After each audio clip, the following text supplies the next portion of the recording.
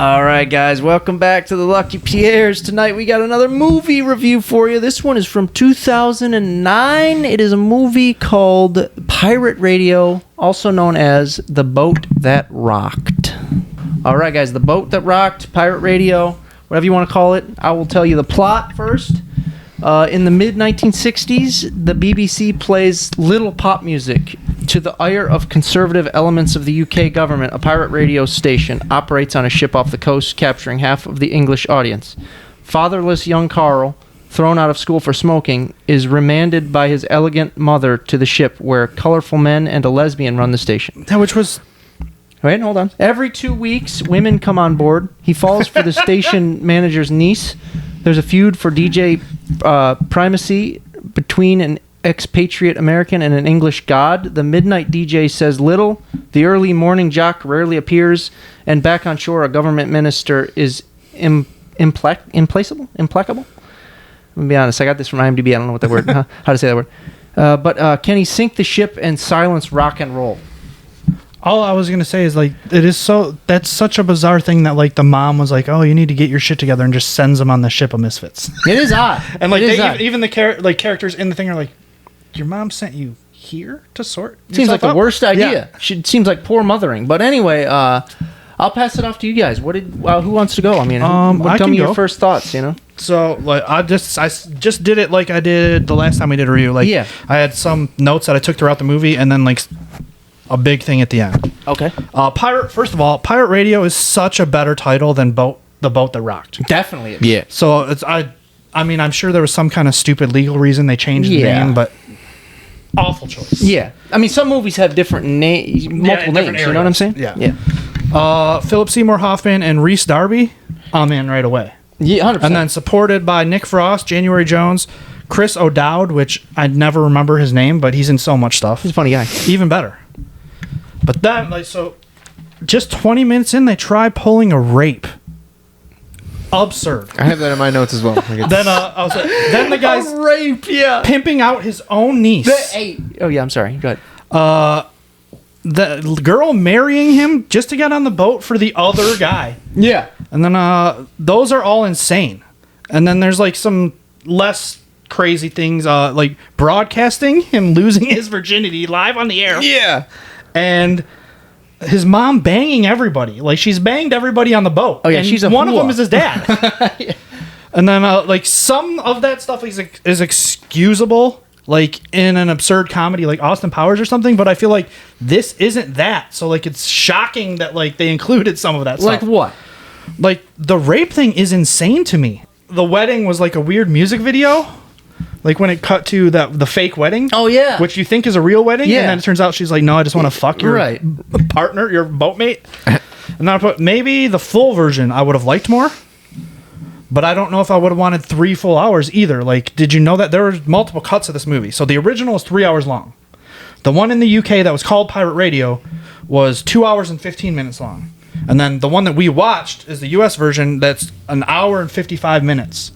And, like, one of my complaints was, like, it seems jumpy and, like, clunky editing almost, because it does jump all over the place. But I feel like that's because of, like, the time cuts. Like, I didn't know there was other cuts. I mean, I think that's I think why the movie didn't do well overseas where it was supposed to do well, because it was so long. Like, especially now everybody's used to 3 hours of movies. Oh, yeah, like, they are. They weren't that. Right. And then I fucking love the song Crimson and Clover that they play in this movie. And the dude that wrote that, Tommy James, grew up in Michigan. Did he? Just a little fact. When does that play? It's towards the end. Is it? Is it when the boat's going down? No. Oh, okay. Well, it might be during the boat going down, but like the final song he plays is the Beach Boys. Yeah. Because I wrote, and then I could shed a tear for all of those records that are just sinking. Oh yeah. But then I was like, you fight for those records, Bob, because like he's trying to save him from drowning. He's like, no, I'm not leaving him behind. And then when he gets to the surface, Dave takes it. He's like, this is a shit record, and throws it back in the water. That's a good, yeah. That killed me. Yeah. Which record was it? Was that Hendrix?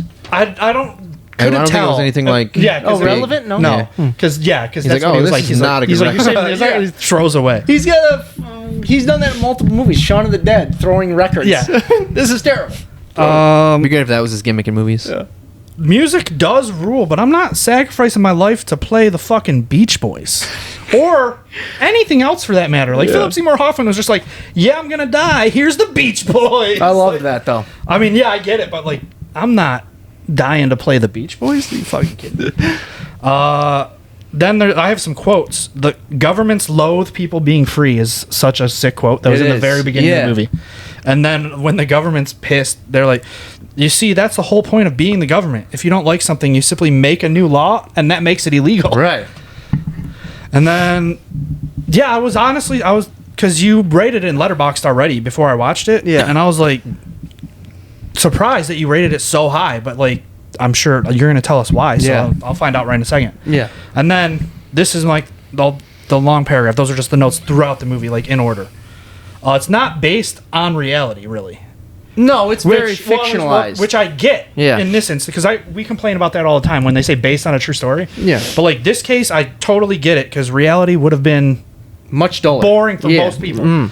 But like, so in the real pirate radio stations weren't rock focused.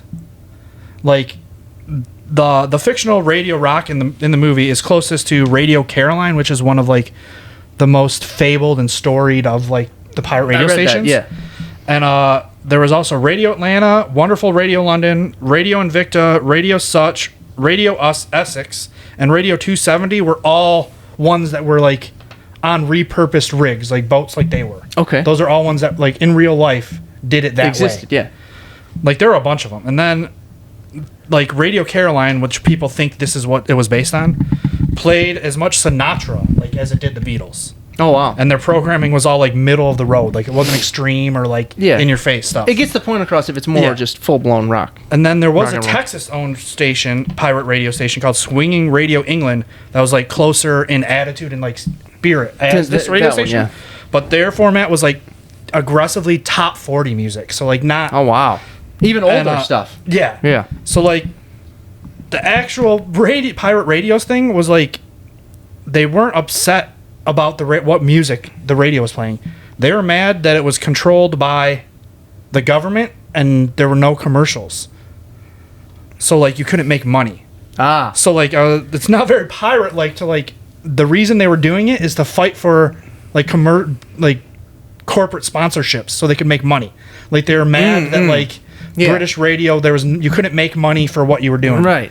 Which I get, but like that doesn't make a good movie. That people like Exactly, the pirates yeah. are like, Oh, yeah, yeah. give me that commercial money. No. So like the story in the movie is much better that they're like 100%. fighting for rock Rock and roll. right. That's it. But yeah, it's kind of a bummer that in real life that's not how very it was. loosely based on Which like, which is a it's lot of movies. It's a bummer that like reality is kind of a shitty. Yeah. Like it would be so sick if they were actually that was the like, true yeah. story. Yeah, but that I mean, even to think about it is really cool anyway. Oh yeah, But yes, yeah. The whole pirate radio thing, like, because you can do that now. It's super easy, but like obviously it's also easier for them to track you and shut you down. 100%. But like it would have been sick to just do that back then. It would have been like so just put whatever awesome. you want on the it'd air. been sick, yeah.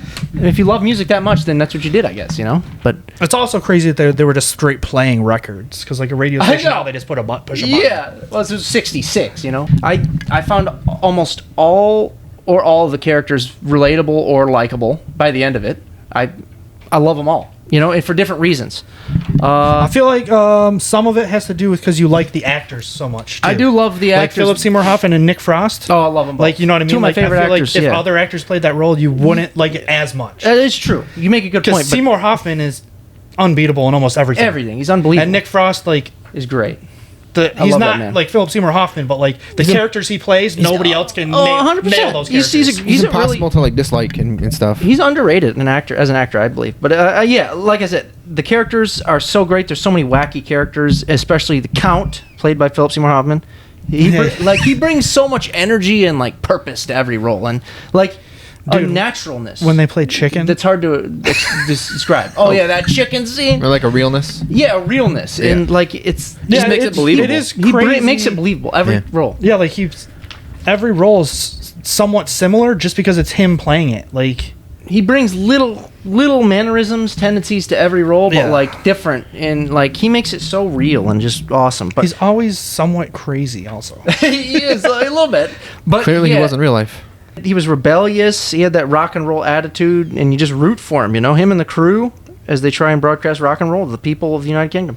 And like he's the only American on abroad or on board. I put abroad, and certain lines and emotions he portrays throughout tells you that that's what he lives for, and like nothing else, just rock and roll, just playing rock and roll, Being a rebel. Yeah, I love that. And I have a soft spot for people like characters who have one thing in their life like that Defines them, big or like, small that they fight for. You know what I mean? It starts with Carl, like we were talking about, troubled kid. He got kicked out of school and is sent to live with his godfather, who was played by Bill Nighy, on a pirate radio ship chock full of wacky characters.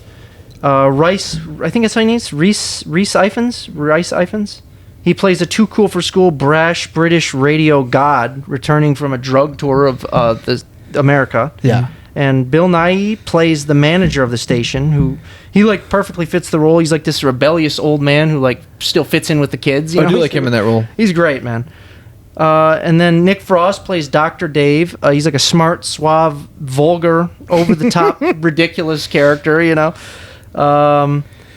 and he's hilarious. He's hilarious in everything. Rhys Darby. Yeah, Rhys Darby. And Chris O'Dowd. They play ridiculous characters with like flaws, but like funny characteristics and stuff. And those guys are funny, man. Is the other dude Thick Kevin?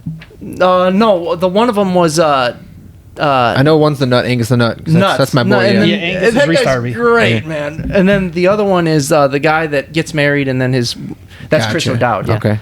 But Thick Kevin's another funny one, man. Yeah, he's got some good parts. Oh, he does. And then they all complement each other really well. Like the chemistry is so great.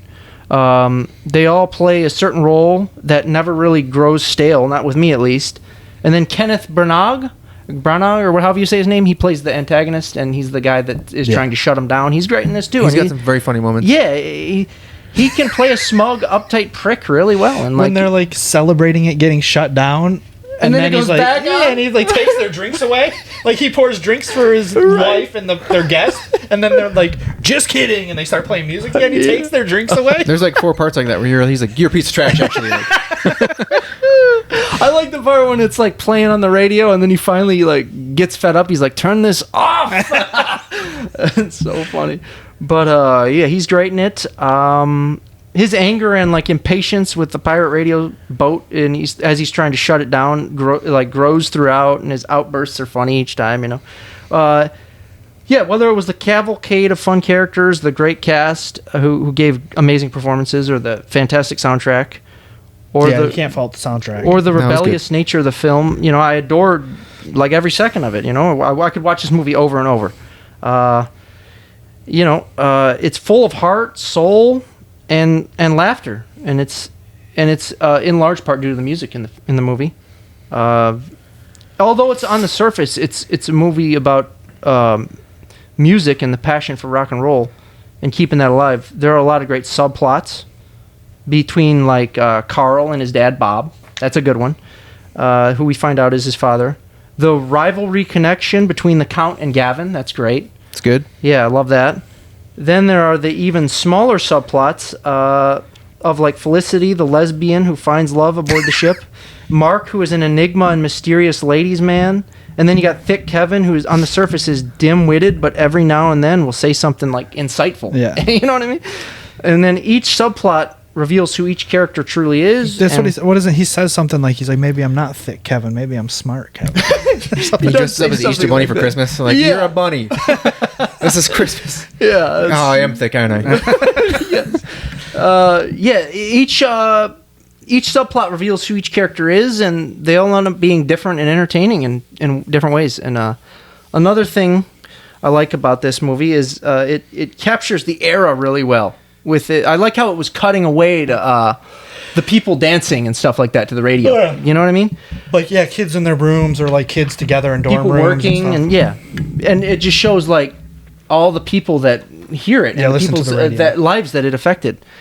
And all the set designs and wardrobe were great. Yeah, you like to see. Yeah, I do. I do love the sea. I do love the sea. It's like whispering after he says stuff. You like to see. You like wardrobes. yeah, Big jacket guy. right. Hit on all your notes. This Seymour Hoffman, Nick Frost, and the sea. right. And this for me is a hidden gem, you know, with so much heart and a message that everyone on Earth can appreciate. You know, music is worth living and dying for. It is crazy to me that like more people haven't seen it. It is crazy, yeah. Because I remember it coming out, but I guess other people don't. Because it's just like a kind of a foreign film, and it's buried, yeah. But it's a feel-good movie. It blends comedy, romance, drama, musical, even, you know, at times, really well. And, you know, I am a rebel at heart, you know. Honestly, I am. And this movie really hit me in all the right areas, and it's an important look at where rock and roll originated, you know, even if it is, like, pretty highly fictionalized, you know, but Richard Curtis, the director, he deserves a lot of credit for this one. You know, he excellently realized, it's an excellently realized film, you know, about the history. I don't want to go after you after all this. It just feels like I'm just gonna knock it. Yeah, but I feel like that is what you wanted. That's not what I meant. It's not wholly accurate, but well, yeah, but that's fine in this case. Yeah, you know, like not everything has to be accurate. Exactly. And I just know that we do complain about that all the time. Like it's said based on a true story. Right. What true story is this based on? Like that God is a Bullet movie. Don't get me started. The whole underwater sequence is great with Carl and Bob. I thought that was one of the stronger scenes. Yeah. It's just really nice to look at, pretty to look at. The only thing I can criticize it for is the motivation for Carl, because he's the protagonist, right? And he's on the boat because his mother sent him, you know, but there's no active goal with him. He's just there, and he's trying to, I guess, fit in or just be better or something. Yeah, it was almost like they were like, let's throw in that he's trying to find his dad as an afterthought almost. Yeah. I mean, it was mainly about the Rebel Rock Radio, but then he was just kind of like a part in it. But he was the first one you saw, so you get connected to him. And yeah, if you had to pick a protagonist, he's the guy.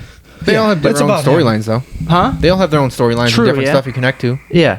But collectively, they all have the same goal. That's keeping the broadcast alive and rock and roll alive. So making him lose his virginity. Yeah, that too, yeah.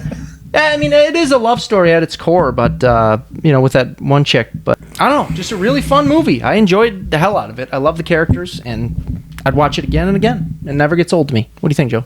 After all that, I said it was a great cast. Yeah, and like I like the overall idea of the rock radio. I mean, it's obviously a real thing, so I think it's a really fun idea. Oh yeah, and I thought with the cast, like it's already like a 6 or 7 going in because the cast is so great, right? And they're all funny, right? And they had good characters, and they all had funny moments. And Rhys Darby with the first line on the boat, he's like, "You know what a lesbian is?" And he's like, "Yeah." He's like, "Ooh, we're in fun times." That guy just kills me to look at. He's funny. He says so many funny things. But there was stuff in it that I was like, it was funny, and they had good lines, and the characters were funny. But there was stuff that was just like off-putting and took me out of it. Like the attempted rape thing was, you can say it was a different time. It was kind of a weird thing. You can say it wasn't like a rapey thing, but it wasn't, because it wasn't his like idea. It was Nick Frost's idea. But the chick had no idea. No, he didn't actually do it anyway, so it doesn't really matter. That's why it's attempted, but yeah. And then the dude, that's I feel like the only redeeming quality, because if they would have actually pulled it off, yeah, it would have been pretty dark. Right, that's dark. And then the dude whoring out his niece was kind of weird. That was a little weird. He brought her like in. He's like, I got a great girl for you. Yeah, he's like, you have a fun night tonight, and just walks out. Like, here's my niece. Have fun. What? And then Nick Frost banged her like 5 minutes later, and you're like, all right. I mean, this is great. And then he just forgives her. Like, yeah. You're the love and she's back in there in love. Bit ridiculous. You just had sex with this like fat married guy. It was just a different time. You got to chalk it all up to just a different time. It was the '60s. It was 60 years ago. I get it. It was just different back then. I mean, I have a hard time chalking it up to that with like taking me out of it. Like, I don't think people just hoard out their nieces in the 60s, but I mean, if they did. Yeah. I don't know. But, I mean, you weren't there. It's true. I was not. I was not on the boat. At times, I haven't seen all of his movies, but it reminded me of like the comedy like Wes Anderson at times. The characters.